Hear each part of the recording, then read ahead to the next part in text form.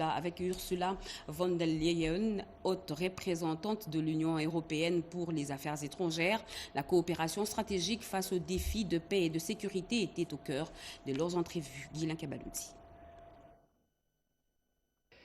L'adresse directe du président de la République Félix Antoine Tshisekedi Tshilombo à son homologue rwandais lors du Global Gateway Forum à Bruxelles est un geste positif pour atteindre les objectifs de paix et de stabilité dans la région.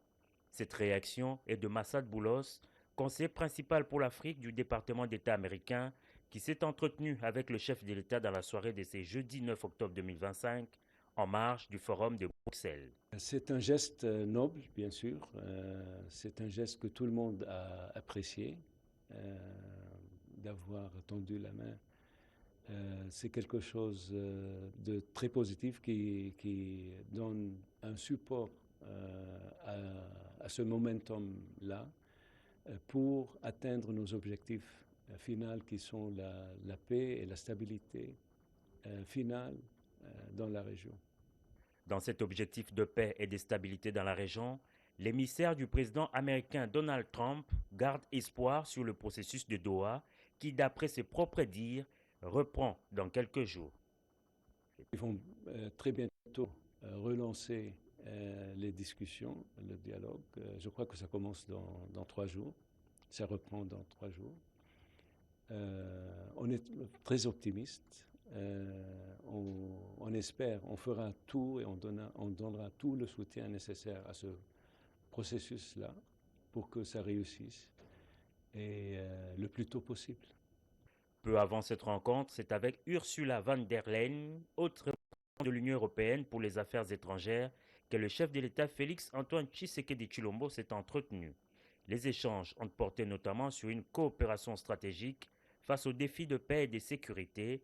Le président Tshisekedi a affirmé à son hôte que la RDC souhaite compter sur le soutien de l'Union européenne, à la fois dans les dynamiques de paix en cours et dans la coordination des positions multilatérales face aux grandes menaces à la sécurité collective. Et revenons au pays. Les FARDC appellent tous les FDLR à se rendre aux autorités congolaises ou à la MONUSCO, cela dans le cadre de la mise en œuvre d'une disposition de l'accord de paix de Washington. Nous écoutons plutôt le porte-parole de l'armée congolaise, le général-major Sylvain Ekenge.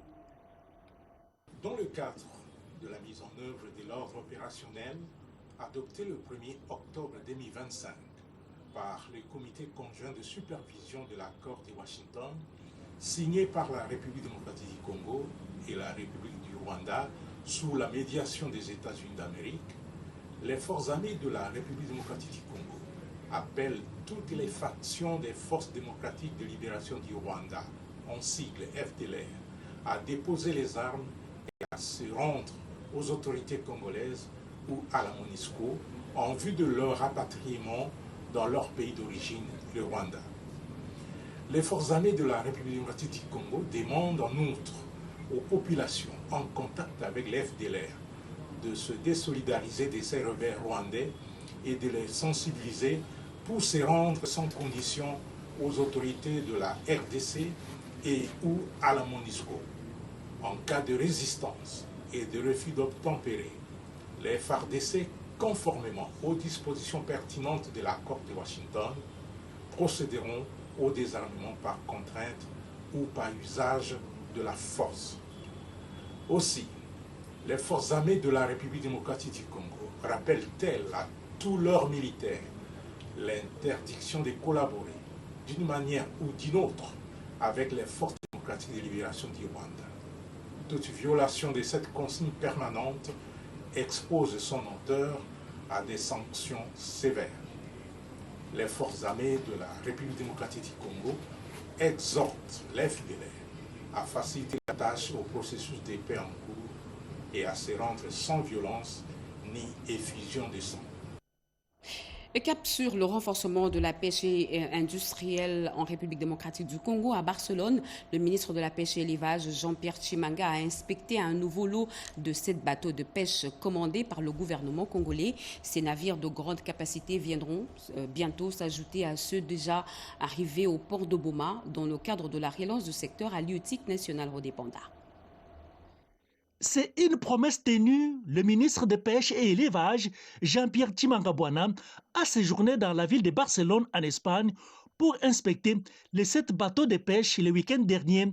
Dans sa suite, s'est trouvé un expert marin, Nsongo Mfuma Daniel, qui a participé à l'inspection, l'essai et au rapatriement et au convoi du premier lot de bateaux de pêche fabriqués en Égypte pour une assurance technique.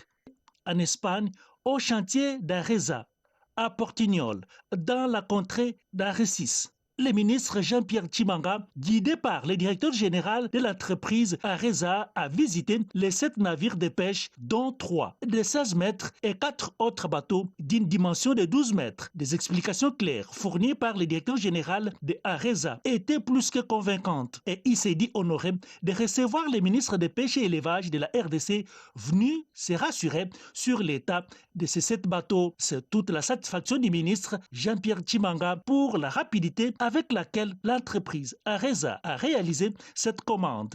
Ces chalutiers en état prêt pour l'exploitation n'attendent que la finalisation des formalités administratives pour l'expédition vers la RDC. Par ailleurs, les bateaux de 16 mètres de dimension seront affectés à la pêche côtière dans les eaux maritimes avec une capacité de production journalière de 35 tonnes de poissons, disposant aussi d'un système automatique de production de glace et de réfrigération, et ceux de 12 mètres de dimension destinés aux eaux lacustres et aux maritimes pour une production estimée à 15 tonnes de production par jour. Ces bateaux, commandés par le gouvernement de la République, permettront de migrer vers l'industriel conformément à la vision du chef de l'État Félix Tshisekedi dans son volet de lutte contre l'insuffisance alimentaire. Ces navires de pêche vont s'ajouter autres qui se trouvent déjà au port de Boma dans le Congo central. Le tout dans l'objectif de donner aux Congolais une alimentation saine.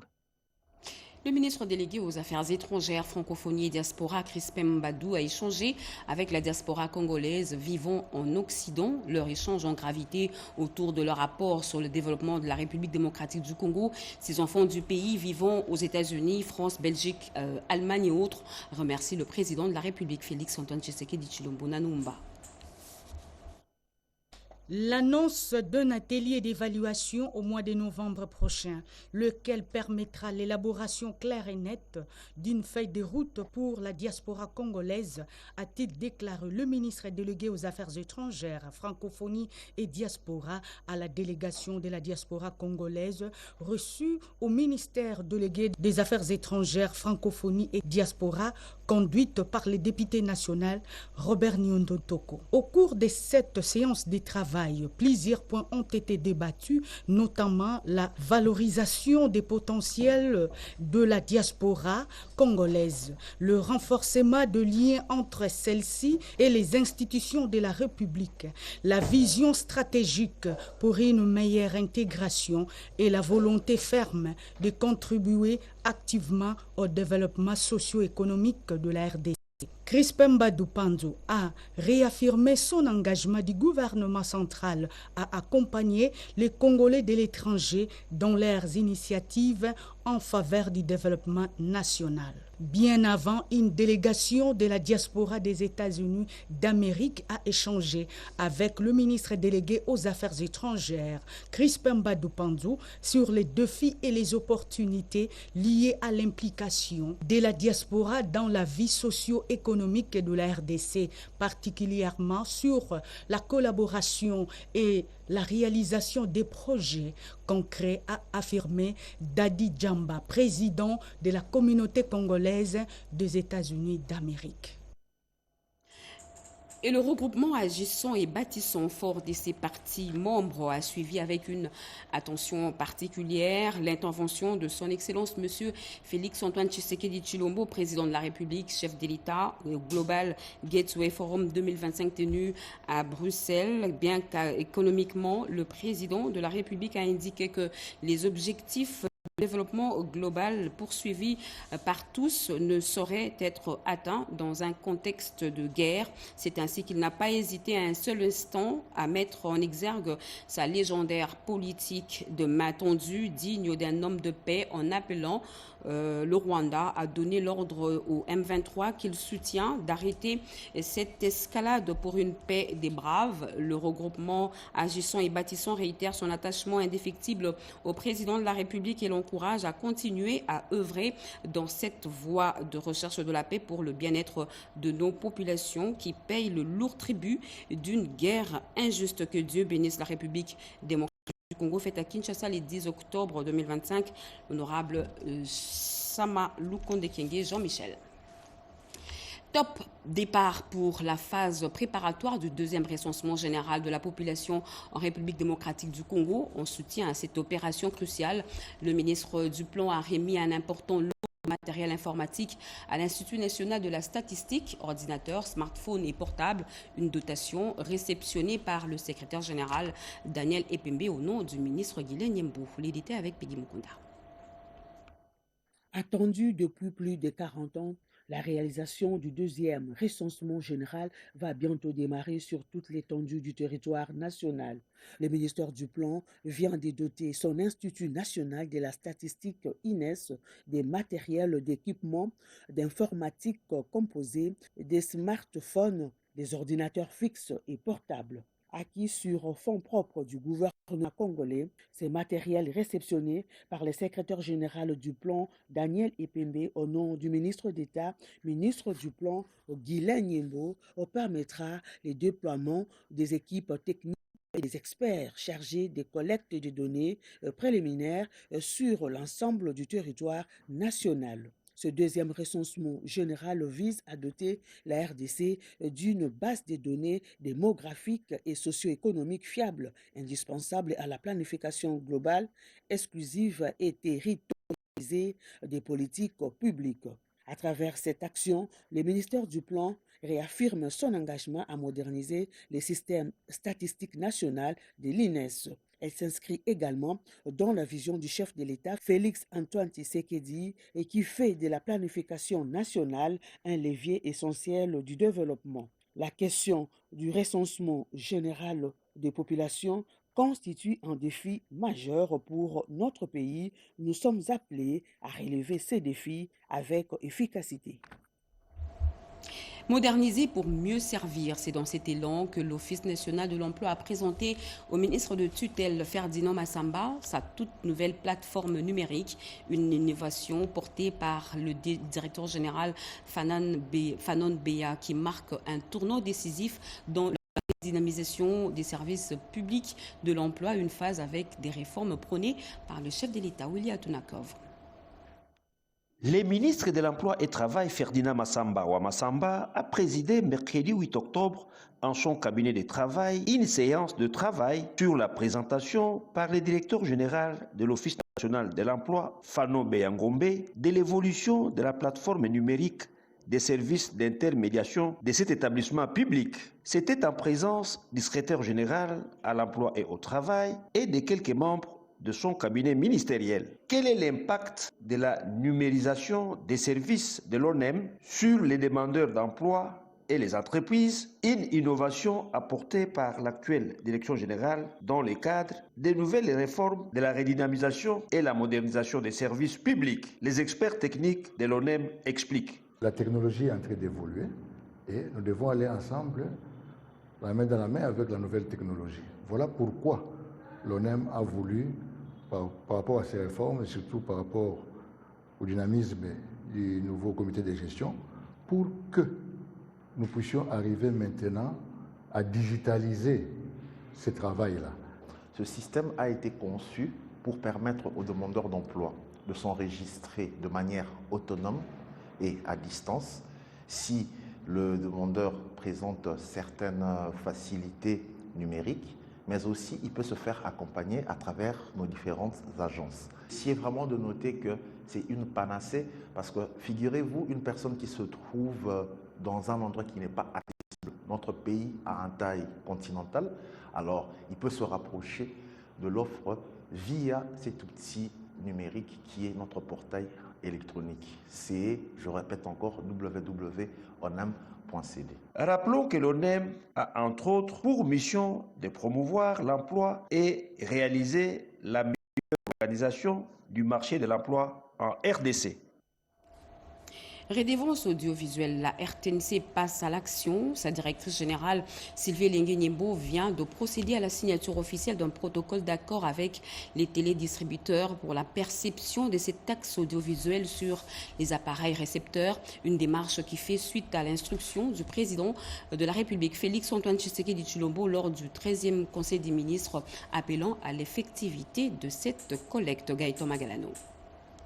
En présence du ministre de la Communication et Médias, la directrice générale de la RTNC a posé sa signature au protocole d'accord liant son entreprise aux télédistributeurs sur la perception de la redevance sur les appareils récepteurs d'émissions audiovisuelles.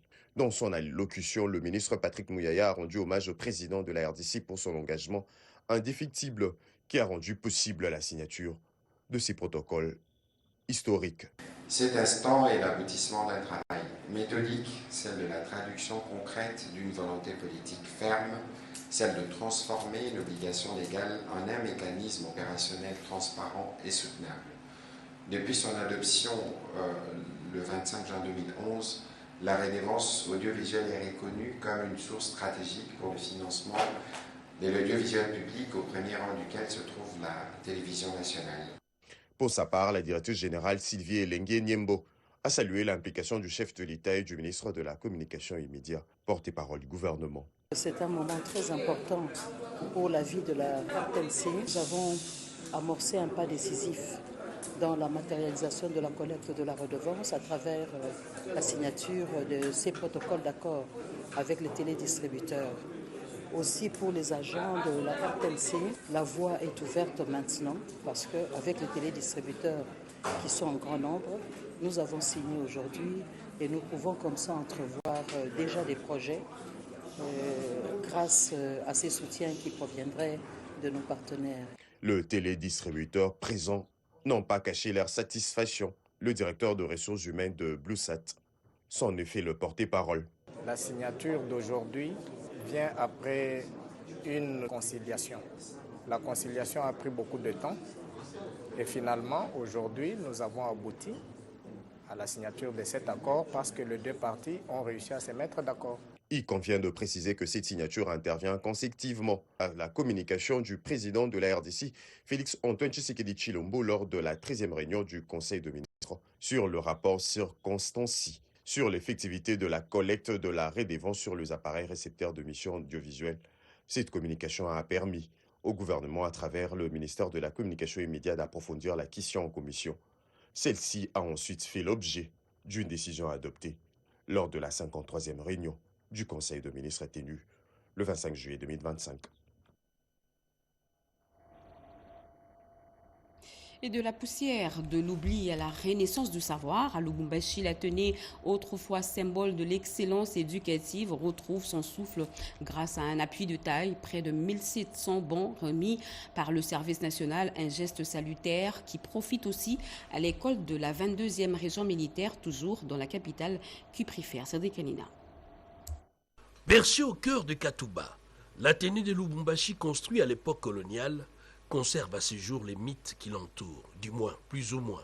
Les mythes, celui d'un véritable creuseur du savoir. Des générations de cadres se sont succédés ici. Mais hélas, aujourd'hui ces mythes semblent s'effriter. Des salles de classe sans infrastructure d'accueil, poussant les élèves à l'instinct de survie, placer des briques pour tenir face à la dureté de la vie scolaire imméritée. Comme un réveil, le service national, sur instruction du chef de l'État Félix Antoine Tshisekedi, apporte tout calcul fait.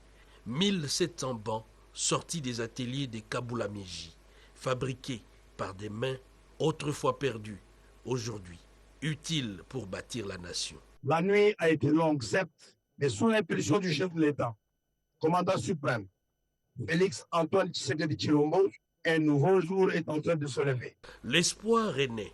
L'Athénée répare sur de nouvelles bases. Fruit du travail vient d'améliorer de manière significative les conditions d'apprentissage de nos élèves. L'éducation n'est nullement une affaire des grandes agglomérations. Les camps militaires Vango a réceptionné 400 bancs pour les comptes du complexe scolaire de la 22e région militaire. La République réaffirme ici son rôle de garant de l'éducation. Prenons l'occasion de dire merci au commandant suprême des armées qui fait l'éducation pour tous les enfants congolais une priorité de son mandat. L'éducation n'est pas un luxe, mais un droit pour un peuple conduit par un État stratège qui s'appuie sur les savoirs. Le 10 octobre de chaque année, le monde entier se mobilise pour parler de la santé mentale. Cette année, le thème choisi est accès aux services santé mentale en temps de catastrophe et d'urgence. Selon l'OMS, près d'une personne sur 4 souffrira d'un trouble mental au cours de sa vie. En Afrique, moins d'un psychiatre sur 100 000 habitants. En République démocratique du Congo, les spécialistes ne couvrent qu'une fraction du territoire et les hôpitaux psychiatriques manquent cruellement des moyens. On fait le point avec Toto Songo. Affiche son importance de la santé mentale, souvent négligée malgré son caractère crucial, au même titre que la santé physique. En cette journée mondiale de la santé mentale, avec des inédites, des hommes et des femmes marqués par de troubles mentaux, souvent isolés, parfois rejetés, mais toujours en quête de prise en charge. L'apport de tous est indispensable. La RDC fait face à un déficit criant des structures adaptées. Pour le docteur Jean-Bertin Epumba, secrétaire général AI à la santé publique et hygiène, il est temps de considérer les troubles psychiques avec la même urgence que les maladies physiques. Face à ces réalités, la couverture de notre pays en termes de services de soins pour la santé mentale, c'est autour de 5%.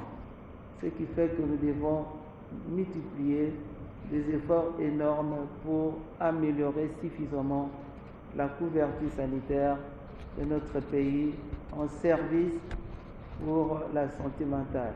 De son côté, le docteur Gédéon Sambankanda, directeur du programme national de santé mentale, alerte à des statistiques. Un Congolais sur 4 serait concerné par un trouble mental. En République démocratique du Congo, nous devons faire un effort de changer de perception et de bien positionner encore la santé mentale au cœur du développement et de la résolution des conflits dans ces pays. Face à ces constats, le personnel de santé appelle au renforcement de la prévention, de la sensibilisation, mais aussi les soins spécialisés. Briser le silence, c'est reconnaître que chacun a droit à un accompagnement digne pour vivre en paix avec soi-même et avec les autres.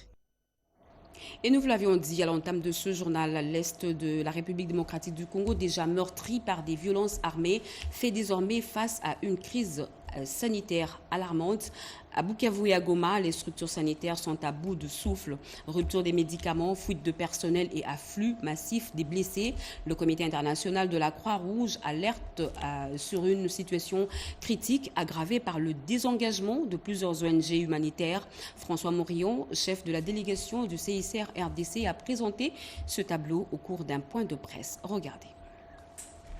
Manque criant des médicaments et fuite du personnel soignant, les structures de santé du Nord et Sud Kivu vivent un calvaire suite à la persistance de l'insécurité et conflits armés.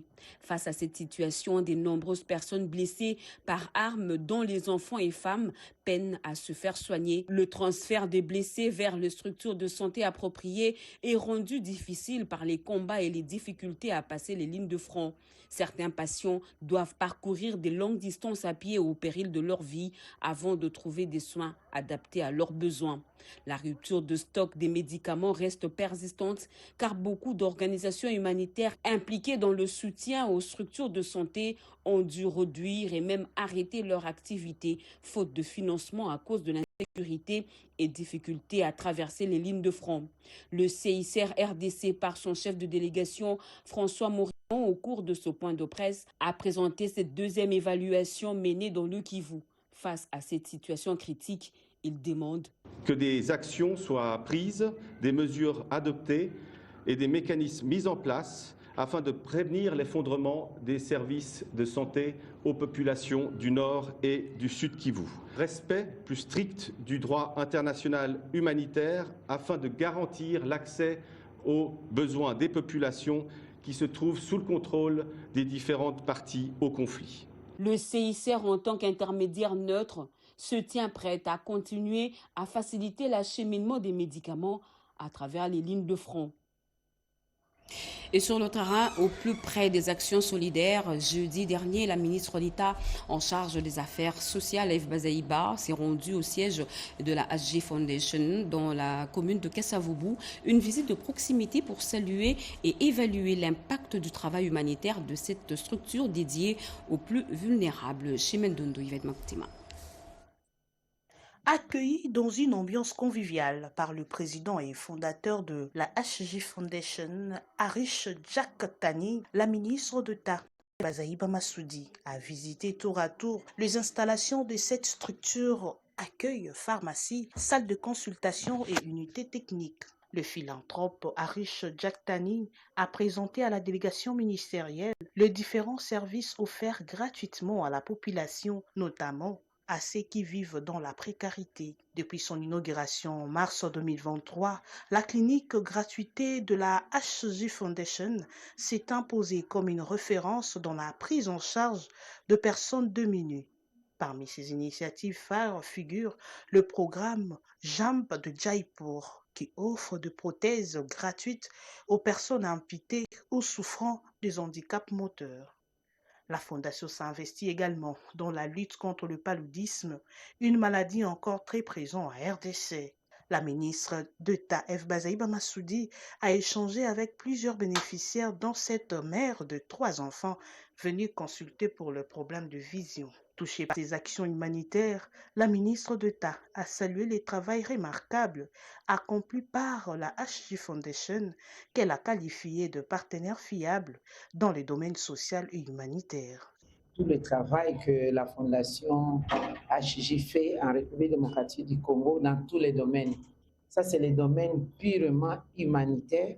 HG Foundation, rappelons-le, est une organisation non gouvernementale à but non lucratif œuvrant dans la santé, l'éducation, l'action sociale. Et ce communiqué officiel, Monsieur le Premier Président de la Cour de cassation, Ndomba Kabeya Eliléon, et Monsieur le Procureur général près cette Cour, Mvonde Mambou Firmé, informent l'opinion tant nationale qu'internationale que conformément à l'article 64 alinéa 1 de la loi organique numéro 13/011-B du 11 avril 2013 portant organisation, fonctionnement et compétences des juridictions de l'ordre judiciaire, il se tiendra une audience solennelle et publique le mercredi 15 octobre 2025 à 11h dans la salle de congrès du Palais du Peuple à l'occasion de la rentrée judiciaire de la Cour de cassation pour l'exercice 2025-2026. Le programme de cette audience sera rendu public en temps opportun, fait à Kinshasa le 7 octobre 2025 pour le procureur général près la Cour de cassation, Mvonde Mambou Firmé, le premier président de la Cour de cassation, Ndomba Kabeya et Liléon. Électricité et industrialisation, un tandem stratégique pour le développement de la République démocratique du Congo. Le FPI et l'ANSER renforcent leur partenariat afin de stimuler la compétitivité des industriels locaux à travers un meilleur accès à l'énergie. Ensemble, ils comptent unir leurs forces pour électrifier l'économie congolaise. Alain Bikaï. L'électrification et l'industrialisation du pays font partie de ces engagements du deuxième mandat du chef de l'État Félix Antoine Tshisekedi Tshilombo. C'est dans cette optique que les deux mandataires unissent leurs efforts pour fournir l'électricité aux unités de transformation, véritables vecteurs de croissance. De ces faits, le directeur général du Fonds de promotion de l'industrie, Hervé Claude Toumbaba Toukonke, reste ouvert et attentif aux propositions et sollicitations des lanceurs pour fournir l'électricité aux milieux ruraux et périurbains. L'objectif est d'appuyer les industries et les unités de transformation qui font face à un déficit énergétique criant dans ces zones. Selon Cyprien Moussimar, DG de l'ANSER, aucune industrie ne peut fonctionner sans électricité. Toute industrie a grandement besoin de l'énergie électrique pour son fonctionnement. Et tout développement passe par l'industrialisation. Nous sommes venus rencontrer le nouveau directeur général du FPI pour qu'on puisse voir ensemble comment nous allons travailler pour que là où nous sommes, là où nous avions implémenté nos projets, que le FPI puisse également venir financer les industries qui vont aussi s'exécuter là-bas. Il faut retenir que depuis son arrivée à la tête du FPI, et fort de son expérience à la Banque mondiale, le DG Hervé Klontumba travaille sans désemparer sur la diversification des sources de financement de son institution. La levée des fonds, la prise de participation, la création des chaînes de valeur et des emplois font partie de ces chantiers prioritaires. De plus en plus, le personnel local prend ses marques chez Air Congo. 29 nouvelles hôtesses ont été formées à Addis Abeba et elles ont reçu des brevets de fin de formation à Kinshasa en présence du staff dirigeant. Edith Chala. C'est une entreprise qui s'est fixé des grands objectifs. Air Congo poursuit son ambition de former davantage le personnel local. Au total, 28 hôtesses viennent définir leur formation pour assurer des vols tranquilles et professionnels pour des clients, toujours en nombre croissant. À cette cérémonie de remise des brevets qui consacre la fin d'une formation rigoureuse à Addis Abeba pour des rendements optimaux dans les services à la clientèle, le directeur général adjoint Charles Moutamuntu et la présidente du conseil d'administration Mpemba Toujibiki et Jeanne Madeleine ont rehaussé de leur présence cette cérémonie. Les hôtesses formées ont eu des mots justes pour remercier leur administration. Nous exprimons notre profonde gratitude aux autorités présentes, à notre gouvernement, à la direction générale d'Air Congo, ainsi qu'à l'aviation civile et à tous ceux qui ont soutenu ce projet. Merci pour votre vision, votre confiance et votre engagement. La compagnie Air Congo connaît une rapide ascension et elle se prépare à son expansion avec un personnel congolais. Plusieurs séries de formations sont envisagées dans cette perspective.